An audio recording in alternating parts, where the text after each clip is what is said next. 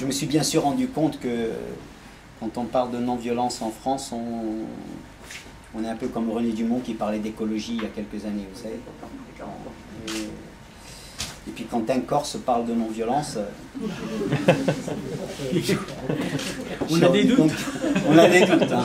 Ouais, parce que moi, des fois, on me demande ce que j'ai. On dit qu'on travaille sur les préjugés aussi. Ouais, et en tout cas, votre invitation, elle est le signe qu'il y a une communication qui fonctionne. Et ça me touche vraiment.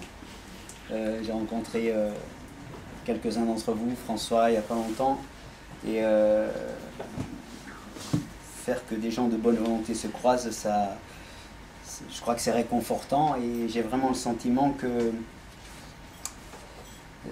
de rencontrer aujourd'hui des membres d'une famille, et une famille mondiale, bien sûr. Et j'ai d'autant plus ce sentiment-là que je crois que la Corse, elle est véritablement privée du lien, elle est orpheline de ce lien-là avec une communauté mondiale qui aurait un désir d'apprécier les conflits, les problématiques, les injustices d'une autre manière. Parce que voyez-vous, malgré la réalité et le construit qui voyage sur la Corse, elle a une propre tradition de non-violence.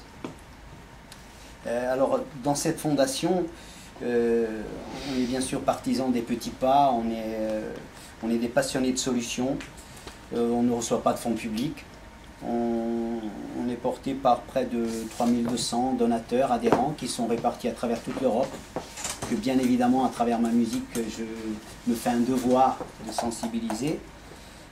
On fonctionne avec du bénévolat et puis un chargé des ressources, des projets de développement. Cette fondation aujourd'hui, elle a 5 programmes. Un programme qui s'appelle Universidad y Lum, Université de l'Homme, c'est-à-dire faire accéder le plus grand nombre à des savoirs, à des connaissances, en disant aider chacun à entreprendre sa propre transformation par le savoir, le questionnement, la connaissance. Donc ça va sur différents thèmes. On a un programme qui s'appelle Terranea, qui est plutôt qui concerne davantage l'environnement.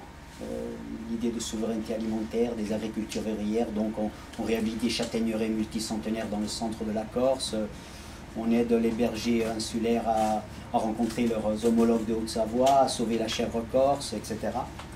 On a un programme qui s'appelle Solidarité, qui est donc un programme à travers lequel on est solidaire avec différentes actions à travers le monde. Par exemple, une des dernières, c'est notre solidarité avec les gens qui luttent contre le travail esclave au Brésil, donc Xavier Plaça, que vous connaissez peut-être. Et puis un programme qui est Devenez artisans de la non-violence. Devenons artisans de la non-violence.